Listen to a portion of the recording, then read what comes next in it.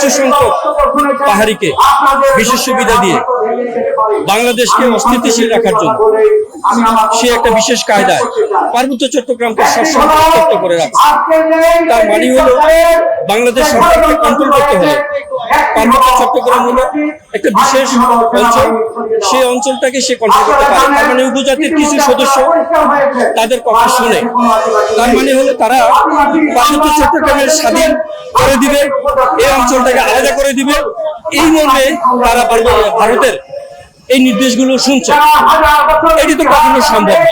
বাংলাদেশ একটা স্বাধীন সার্বভৌম রাষ্ট্র।